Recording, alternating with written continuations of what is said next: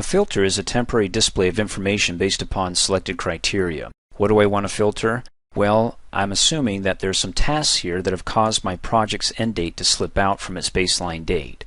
Which one of these tasks are the culprits? Well, before I apply the filter, let me figure out what my end date was supposed to be, my baseline. And I can do that by coming up here, clicking on the project menu, going down to project information, clicking on statistics.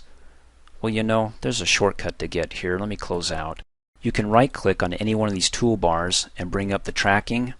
On the tracking toolbar, you can click on the project statistics buttons right there, and you can see it pulls it up there. So if I leave it up, it's easier to click on that button than to have to go through the menu.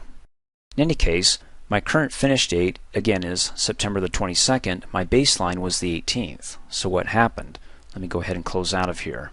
What I want to do here is I want to be able to filter in only those tasks that have slipped that in turn has caused my project end date to slip from the 18th to the 22nd. To do that, just come up here on the formatting toolbar, click on the drop down arrow. You can see when I hover over it, the little pop-up says filter.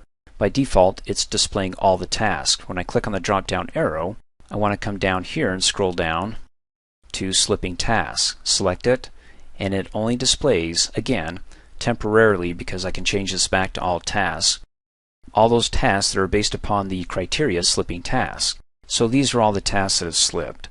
Well, which is nice, but how many days have these tasks slipped? What I can do is I can change this entry table here to the variance table by coming up, clicking on View, going down to Table, over and down to Variance, and then clicking and dragging the divider bar all the way out here. And of course I can scroll over here to see part of my tasks. And then I can go ahead and at least compare my baseline finish, which was the August the 11th for creating an outline, and the actual finish. It was delayed by 1 day. The baseline the 12th, the 13th. Baseline the 11th. Wow, we really delayed it here on the proofreading. But it's kind of like a snowball effect. When you delay one, it bumps out the other and it continues on down. Now, if you haven't noticed, when I switched from my entry table to the variance table, the filter is still in place, slipping tasks.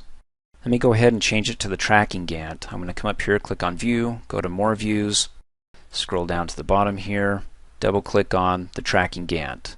Of course, if I cannot see my tracking Gantt chart, I can right click on the time scale here, go down to Zoom, select Entire Project, click OK, and you'll notice that when I went to a different view, it cleared the filter. It went from slipping tasks to all tasks. So if you switch tables, you're fine. If you switch views, then it will clear the filter for you. Or you can come up here, click on the drop down arrow, again come down here to slipping tasks. Wow, and you can really tell here when you go to slipping tasks how far they slip from the baseline. I mean, this is the baseline, all the black bars here, and the non-critical task, the only one here, that slipped out quite a bit, and then all the criticals you can see, boy, they slipped out quite a bit here. Okay, then we can come up here, click on the drop down arrow, scroll up to the top and select all tasks, and that clears the filter.